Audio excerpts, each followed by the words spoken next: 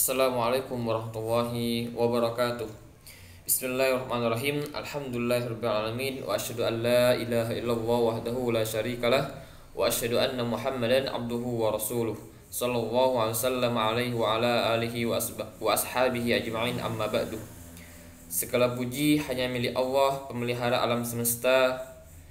Saya bersaksi bahwa tiada sembahan yang berhak untuk disembah kecuali Allah Subhanahu wa taala, dan tiada sekutu baginya. Saya bersaksi bahwa Muhammad adalah utusannya. Alhamdulillah, kita melanjutkan pelajarannya.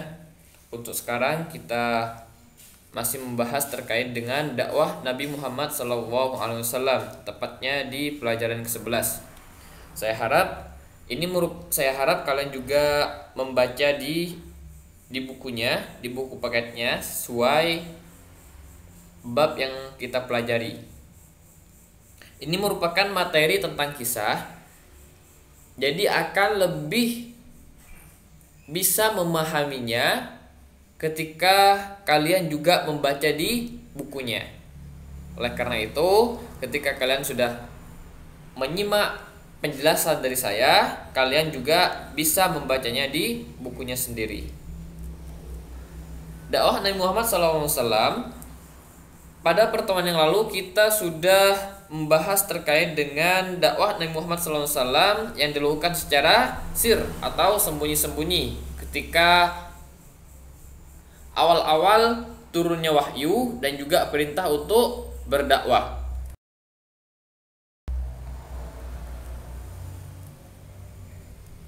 Nah, sekarang kita melanjutkan pelajarannya, yakni tentang dakwah jahri, dakwah jahar.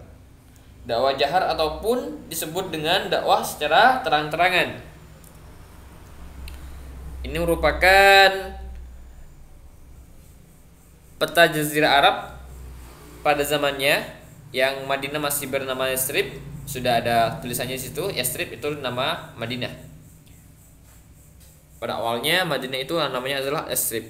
Tapi terlepas dari situ, bukan itu yang kita bahas, akan tapi lebih kepada dakwah Nabi Muhammad SAW.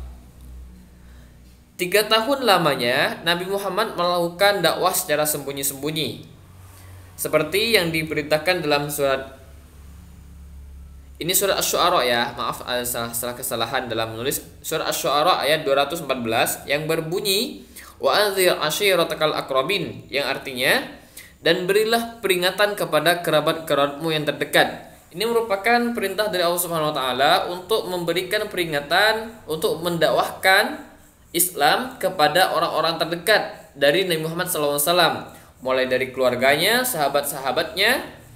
Seperti yang kita ketahui bahwa as-sabiqunal awwalun, di antaranya yang pertama adalah Khadijah, Zaid bin Haritha, pembantu dari Muhammad SAW, terus Abu Bakar, Ali bin Abi Thalib, serta 11 dari orang-orang yang termasuk dari as-sabiqunal awwalun. Mungkin kalian sudah pernah mempelajarinya dari as-sabiqunal awwalun. Ini sudah pernah kita pelajari. Dan dalil ini merupakan bisa dijadikan contoh bagi kita semuanya apabila kita ingin mengajak kebaikan ataupun ingin mendakwahkan kepada orang lain, maka hendaknya dimulai dari orang-orang terdekat kita terlebih dahulu. Mulai dari keluarga kita dulu, baru kepada yang lain. Nah, ketika turun wahyu Quran surat Al-Hijr ayat 94 yang berbunyi fasda bima tu'maru anil musyrikin, artinya maka sampaikanlah ini memberikan perintah kepada Muhammad SAW, maka sampaikanlah secara terang-terangan segala apa yang diperintahkan kepadamu dan berpalinglah dari orang-orang musyrik. Ini merupakan perintah untuk berdoa secara terang-terangan. Ayat tersebut memerintahkan kepada Rasulullah SAW agar melakukan dakwah secara terang-terangan. Kalau tadi dakwah secara sembunyi-sembunyi yang dilakukan selama 3 tahun, nah baru setelah itu Nabi Muhammad berdakwah secara terang-terangan. Ketika Nabi Muhammad berdakwah secara terang-terangan, maka Nabi Muhammad menawarkan berbagai macam tantangan. Tantangan dakwah Nabi Muhammad SAW Di antara tantangan dan rintangan dakwah Nabi Muhammad SAW ketika berdakwah dan sudah mulai banyak orang-orang yang mengikuti Nabi Muhammad karena melakukan secara terang-terangan dakwahnya, maka banyak cobaan yang diterima oleh Nabi Muhammad SAW dan juga pengikutnya. Yang pertama yakni pengikut Nabi Muhammad SAW selalu dizalimi. Salah satunya adalah Bilal bin Rabah. Ketika dia itu menyatakan keislamannya, maka Bilal bin Rabah selalu disiksa oleh majikannya, yakni Umayyah bin Khalaf, majikan dari Bilal bin Rabah. Sampai-sampai dia itu disiksa di gurun pasir yang sangat panas dan badannya ditindak oleh batu. Namun setelah itu Bilal bin Rabah dimerdekakan oleh Abu Bakar As-Siddiq. Nah, pemboikatan terhadap Bani Hashim. Ketika dakwah Nabi Muhammad sudah semakin meluas, maka orang-orang kafir Quraisy, orang-orang musyrikin Quraisy melakukan pemboikatan terhadap Bani Hashim, bukan hanya kepada Nabi Muhammad SAW, akan tapi kepada keluarga besar dari Nabi Muhammad SAW. Oleh karena itu Nabi Muhammad merasa tidak nyaman karena bukan hanya Nabi Muhammad SAW yang dizalimi oleh orang-orang musyrikin, namun terhadap keluarganya pun semuanya mendapatkan dampak dari dakwah Nabi Muhammad SAW. Dan yang selanjutnya adalah ancaman pembunuhan terhadap Nabi Muhammad SAW. Ketika berbagai macam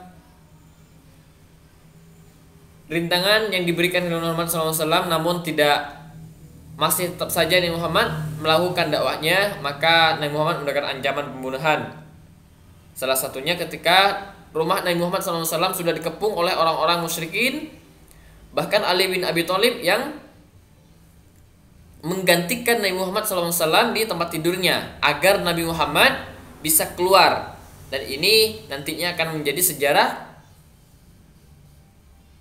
dari hijrahnya Nabi Muhammad SAW.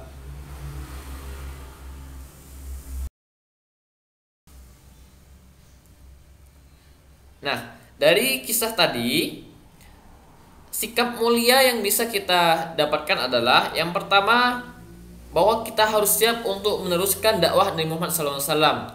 Dakwah itu tidak harus selalu berada di atas mimbar untuk memberikan ceramah ataupun khutbah, akan tapi mengajak kebaikan itu merupakan dakwah dari apa yang Nabi Muhammad SAW contohkan. Yang kedua, sabar dalam menjalankan tugas menuntut ilmu.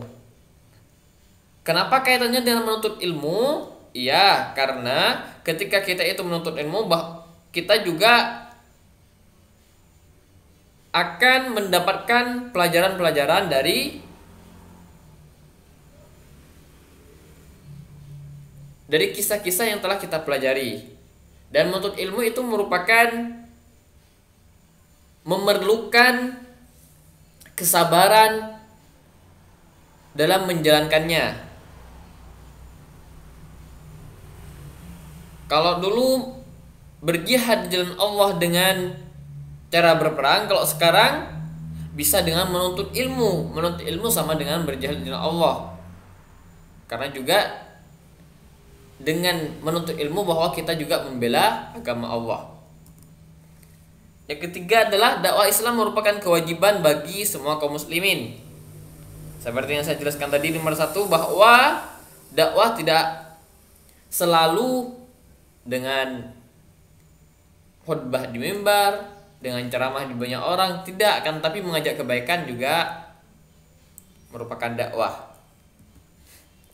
Berkorban untuk Islam adalah cita-citaku. Ini juga dijadikan cita-cita bagi kita semuanya, bahwa kita harus siap untuk berkorban dalam dakwah Islam, untuk dakwah Islam.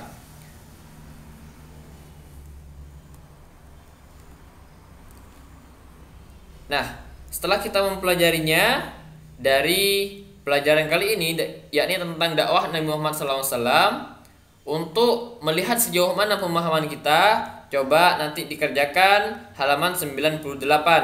Serta menghafal sebuah hadis yang berbunyi wa man salaka tariqan yaltamisu fi ilman sahalallahu lahu bihi tariqan ilal jannah. Siapa yang menempuh jalan untuk mencari ilmu, maka Allah akan memudahkan baginya jalan menuju surga. Hadis riwayat Muslim. Ada juga yang berbunyi langsung seperti ini, man salaka tariqan yaltamisu fi ilman sahalallahu lahu tariqan ilal jannah. Boleh juga seperti itu. Namun lebih lengkapnya adalah seperti ini. Wa man salaka tariqan yaltamisu fi ilman sahalallahu lahu bihi tariqan ilal jannah. Siapa yang menempuh jalan untuk mencari ilmu, maka akan memudahkan baginya jalan menuju surga.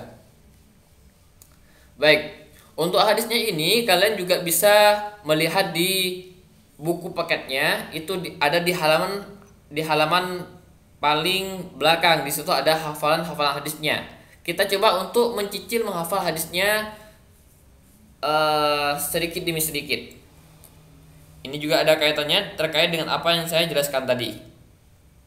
Coba nanti dihafal ya. Tugasnya adalah mengerjakan halaman 98 dan juga menghafal hadis ini.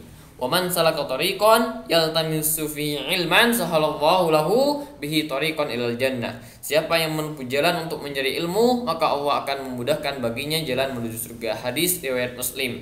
Nomor hadisnya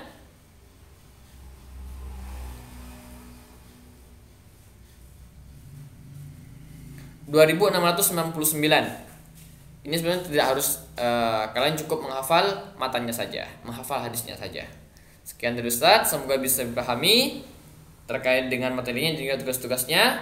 Wallahu a'lam bishawab. Subhanakallahumma bihamdika asyhadu an la ilaha illa anta astaghfiruka wa atubu ilaik. Assalamualaikum warahmatullahi wabarakatuh.